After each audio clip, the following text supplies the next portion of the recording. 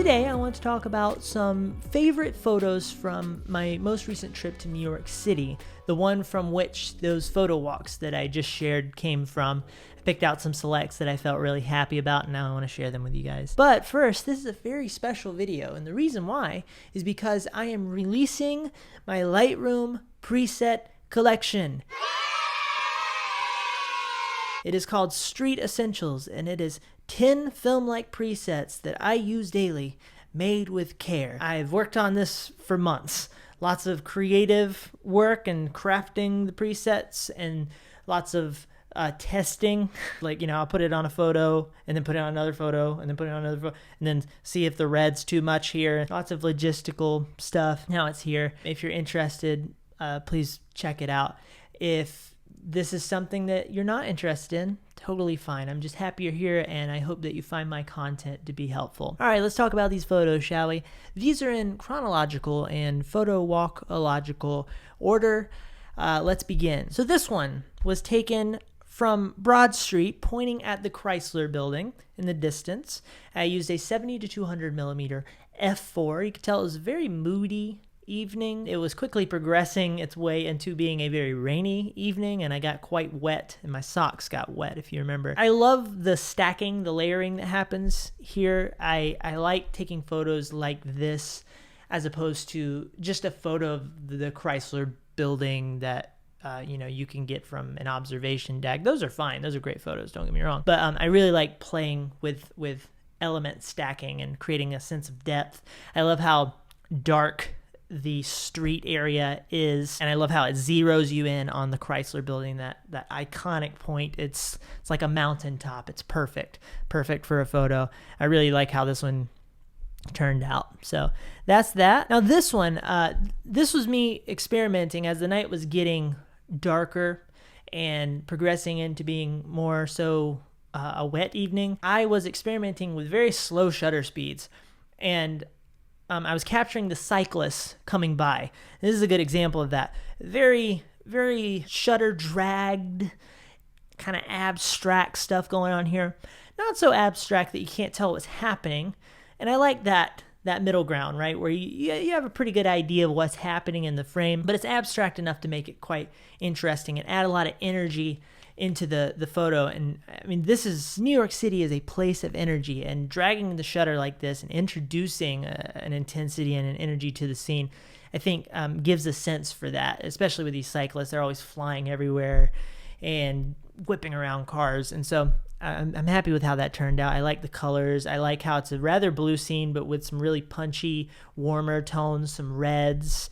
Turned out quite nice. Very happy. Now here's one that I took of a street food vendor, and I was poking around with trying to get the food vendor in the foreground and the bridge in the background. And so I was working on framing up my shot for such a thing to happen. I really love how everything came together here. I mean, her position is, you couldn't capture this anywhere else in the world. You could capture another combination of wonderful things, but only here are you going to be able to capture that particular bridge and this particular food vendor together. The lighting, once again, moody, nice. I really like how the lights on the stand pop out. I waited around for a while to get the expression of the vendor to be what I wanted it to be, and I'm very happy with it.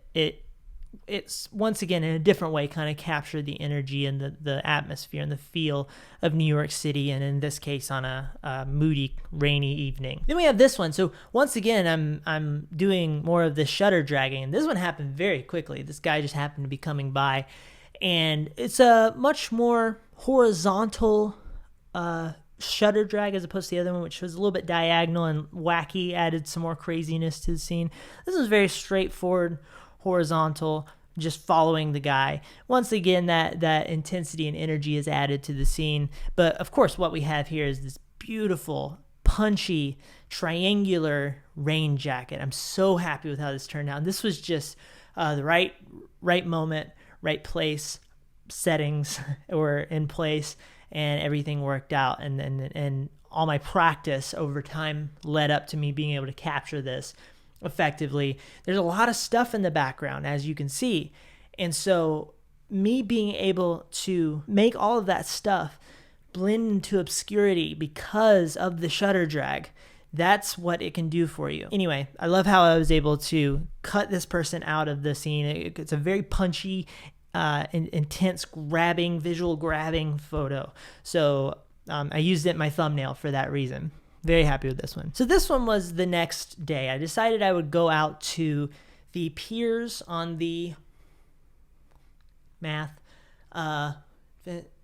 west side. This is when I'm making these videos, it's a high mental workload situation. So he's on the west side of the island, and you have these piers, you have the river in the background, then you have the Statue of Liberty, which was a nice touch. I wasn't specifically paying attention to the Statue of Liberty as something to be in the background of this photo, if I remember correctly. It just kind of ended up being there. I love this other building on the left here. Check this out. I got a new tool. See, I highlighted the cursor. Isn't that exciting? And then, so I just use a key command here. And then I show you what I was going to show you without bringing a lot of attention to the fact that that's what I'm doing. I show you what I'm going to show you, which is this lovely red building, and then I turn it off, and then we're done. And that's why technology is helpful, because if not, I wouldn't be making a video. I'd be writing to you on a stone tablet, I suppose. So we have this guy standing on the pier. I think he was listening to something, and he was leaning back on the railing. And I like this idea of people in work attire doing things that are a little less than professional. Now, he wasn't doing anything super wacky here. He was just kind of relaxing and leaning on the thing. But there's a bizarreness to his angle. I like that kind of sense that I was able to put into this photo. The light on him was nice. He very quickly, I don't know if he took notice of me, but he very quickly dipped out of there as soon as I took the photo. He's centered in the frame. You have these, I guess we could call them leading lines coming in from the left and the right, pointing to him, guiding your eye to him. Interesting geometric pattern on the ground. I think that's fun. Of course, the river, the background, and the clouds, really interesting clouds. With my preset, I was able to kind of pinkify the clouds a little bit, which I think worked out really well here. And I like the visual flow of this photo. Next, we have this one. I was making my way back into the city from the west side. I was going down this road, which was cobblestone. I was intrigued by that. But as I was going, I noticed this guy was going to walk underneath this giant rectangular structure that was attached to the building that I don't know if it has any other purpose than being, aesthetically interesting, I guess. I don't know what you would do with this. Is there like a safe in there? Anyway, I liked having this suspended above him. It sort of had an immensity to it. And his hair flying around got him in a, nice stride, which is very important to me. Did a little burst to get that. I think whenever the hair is blowing around, obviously that adds a bit more energy to the photo. And so I like the way this one turned out. It's fun. The color's nice. The orange contrast, the brownish orange, whatever you want to call that, contrasts with the blue of his shirt quite nicely. So that's that one. So this one, if you guys watched the video, you may remember I spent a lot of time in this spot, and I did not convey properly in the video just how long I spent standing there. I was waiting around for circumstances to align, and I noticed that, okay, I had to get in this one spot that happened to put me in danger of being struck by a car or a cyclist, and so I had to wait for that time to align. And then I realized the building, the Empire State Building, there would be times where it was darker than other times, and most of the time it was dark. So I had to wait for the right time for it to lighten up. So all this stuff needed to come together to make the photo turn out to be what it was. Now, it was funny is I forget if this might have been one of the ones with the darker Empire State Building. It's still punching through quite nicely. Could have been either way. Anyway, sometimes you're there and the thing you wait for, you take it and it's a great photo, but then you go back into the photo that you took right at the beginning and it looks fine. I don't remember if that was what happened here, but this is a good example of that. But still, wait around, because you never know if you're gonna leave and then go, crap, I did not get it in the right circumstances. So you have to wait around anyway. That's how it goes. I like that. One of the things that I took note of, when I'm editing these photos, I'm paying attention to all the little details and the edges, making sure I'm cropping the edges nicely. A lot of times I'll realize that I that something in the edge is just poked in a weird way, and it drives me nuts. And a lot of times I'll re-export it a week later. In this one, I like how the flag was extended here. And of course, we have this alignment between the Empire State Building and the light. And I have ones of this yellow and green as well, I think. I was very intent on that red light, so that's what that is. Once again, we have a layering of buildings, a sense of depth. The foreground is darker than the building, the background, so it helps kind of create a frame for your eye to go towards the lighter points, and all these other things add to the photo, but they're not competing for the subject. And this photo is of a man, and this man is serious. This guy, and I think he noticed me at this point. It's longer lens, I was quite far away. I think he noticed me, and so he looked at me, and then I think he looked away in a sort of like, yeah, take my photo. You want my photo, There was something about his look that I thought was just so fun and interesting, and he seemed like a guy who had a personality. I liked his frown. Serious guy. The manager that holds you to the high standards, Composition of this photo makes me very excited. I love how he's about to go off frame. He's kind of poking in a fun way. This is very exciting to me, the way this all worked out. And then in the background, you have, and of course, he is clearly the subject. He's the only face in the frame. He has nice light on his, just everything worked out for this photo so well. It makes me giddy. But then the background, one of the things that I really want to do with my New York City photos is capture more of the environment, more of the whole of wherever I'm at in New York City. It's easy with street photos to really zero in, if you're taking photos of people, zero in on just a person or, perhaps some specific detail and miss the entire environment. And in the past, I've struggled to bring the environment along into the story. So in this case, I love how I was able to capture this wall of buildings that goes down Broad Street. I love that area. I love the feel of that area. And I love that I was able to capture that sense here with this guy as acting as our subject. So and the angle pointing up, everything worked out so well here. So this one, what do I like about this one? I love how his hand is beautifully lit up. You have various things happening in this frame, but there is a whole row of lights that's lighting up his hand, and of course the pizzas. The center portion of the frame is so well lit, and then you have a fall off. I love photos that start you off somewhere and let you explore the rest of the photo, figure out what's happening in the scene. In this case, I love how the subject is clearly this pointing finger, this aggressively pointing finger. Once again, we're capturing sort of some of the aggressiveness of New York City, the really really unique aggressiveness, and not like mean aggressiveness, but just it's a special thing. I love it. I guess is what I'm trying to say. I love the aggressiveness in New York City. There's also a friendliness in there too, which a lot of people don't talk about, but my wife's going on a walk with the baby. In this case, you have the pointing finger, and then you have his face, right? And you can tell this guy's a character, and I love that. I love that I was able to capture that. Once again, the pizzas, lots of fun context here. I like the reflections in the window. Very happy with this one. All right. Now, you guys may remember I spent a whole photo walk trying to take a photo of this one church, and this was one of them that I got that I was pretty happy with because we have a strong foreground element that's interesting, food truck. I was poking around with the lights and the different colors on the lights on the truck, and in this one, I captured them red, which I think worked quite nicely in that dark environment that ended up being blue because of the way that I tinted the shadows. And you got some, some cyclist things going on. They have the church in the background. The church is not extremely prominent here.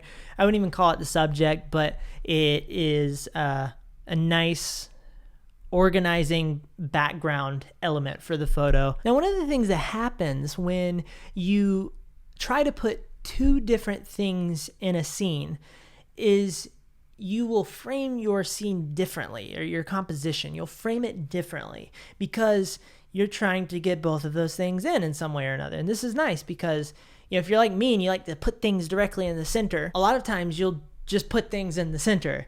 And so when you say, okay, I want to put this in here and also see if I can get this in here, then you end up with stuff like this where you have the truck on the right hand side of the frame and you have the church more or less in the middle, a little bit to the left. So the compositions get a bit more dynamic in that case. So that's a good idea sometimes, is just to look around and go, okay, I want that. I want the pickle over there that's laying in the road. I want the pickle in there. And there's a giraffe back there. Pickle and giraffe. You sell your photo to restaurants, like pickle restaurants. So I would consider this one my flagship photo from my church shooting session. Very prominent church, taken with a long lens. We have this bundle of cars on the bottom in the foreground. The foreground is, once again, quite dark, so these cars aren't taking over in a way that is annoying and detracting from the church. They're there, they're helpful to the photo, they bring interesting context, but they are not competing. This was a good advantage of going out at this time of day because the light was not overhead shining down, lighting up all of these cars. Could that photo work? Absolutely. But in this case, it created this specific type of situation because of that. For whatever reason, I always look at this truck. I'm sorry. There we go. I always look at this truck. I think I just like it. I like that it's there. It makes me happy. I don't know. Always good to have a taxi cab. Good stuff. Once again, we have this food truck over here. I like this cursor thing. We got the food truck. We got people moving about. It's just great. It really is.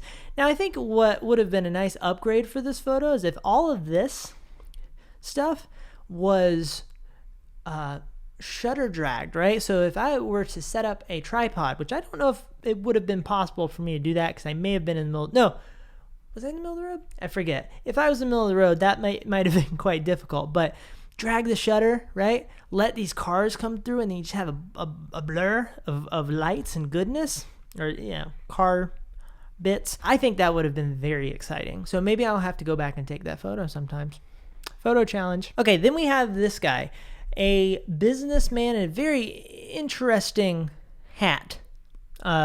Just a nice outfit. This man I want to wake up every day and walk around looking like this man. I work from home, but I can still do it, I'd probably put myself on camera more if I did that just to show off the hat. I love his bag. I saw him walking up and I was like, yes, sir, you are going to be my subject today. The pillars in here, wonderful. You get a very kind of business district type of feel from this. I love the light coming in. It might have been really good to have the light coming in and hitting his face here, but it really silhouettes him nicely. I think, one of the things, if you're trying to create a cinematic look, is to put the light on the opposite side away from the camera. You get a cinematic quality from that. If you watch movies, they tend to light it that way. When I learned that, I thought that was quite fun. We're doing that, and I think it lends to that cinematic quality, and that definitely pulls one in. Okay, that was good. Oh, symmetry, of course, symmetry. And last, we have the quintessential New York City food cart. And I would imagine that if you live in New York City, people probably run into these things because they're so common that they just, how your nose, there's a blind spot for your nose between your eyes. This is probably like that. People are probably causing lacerations and broken bones because they're bumping into these things because they're everywhere and they all look like this. So, there's variations, but, and the variations probably help keep, hospital visits from happening. But anyway, I love how I was able to take this light bulb and make it an interesting subject and take a scene that maybe would not have been that exciting in a photo and elevate it and make it more interesting, make it more visually engaging because of that light acting as the subject. So it makes so you can look at this and go, ooh, light, and then light, and then you are able to appreciate something that is quintessential, common New York City because of that. I hope that makes sense. But since this is the last photo, if you guys take nothing else from this video other than buying my Lightroom preset, I hope you take this. Retzel Hot Knee. Retzelhotny. But with all that said, thank you so much for watching. I hope that you found this interesting and helpful. I would love to hear your thoughts about this video or questions, gear settings, whatever. Happy to engage with you guys. Please feel free to hit the like button if you did enjoy this video, and please feel free to hit the subscribe button if you'd like to see more of my videos. And once again, if you would like, check out my Lightroom preset collection, and I would love to hear your thoughts about it as well. I hope you have a lovely day. Goodbye.